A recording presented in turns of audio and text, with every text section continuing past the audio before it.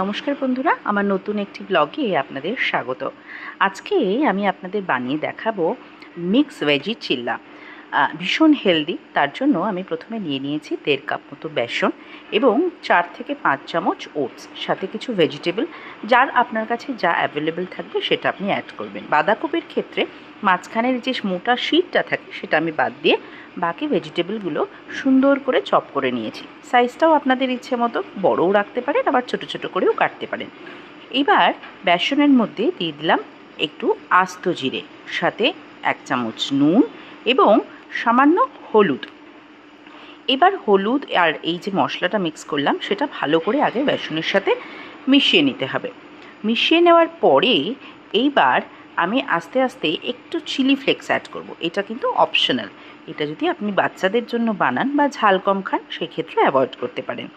এবার চপ করে রাখা যে ভেজিটেবলগুলো সেগুলো সব অ্যাড করে দিয়েছি। এবার আস্তে আস্তে প্রথমে বেসনের সাথে মিশিয়ে নিতে হবে, আগেই কিন্তু জল দেব না। বেসন এবং সবজিগুলো ভালো করে মিক্স করার পরে অল্প অল্প করে জল অ্যাড করতে হবে। একবারেই যদি প্রথমে আপনি বেশি জল অ্যাড করে দেন সেক্ষেত্রে এই ব্যাটারটা কিন্তু পাতলা হয়ে যাবে, সেটা মানে বানাতে একটু সমস্যা হতে পারে। তাই অল্প অল্প করে মিক্স করবেন এবং অল্প অল্প করে জল আরও অ্যাড করতে হবে। দেখতেই পাচ্ছেন এই সেমি থিকনেসের যে একটা ব্যাটার সেটা কিন্তু আমার অলরেডি রেডি হয়ে গেছে।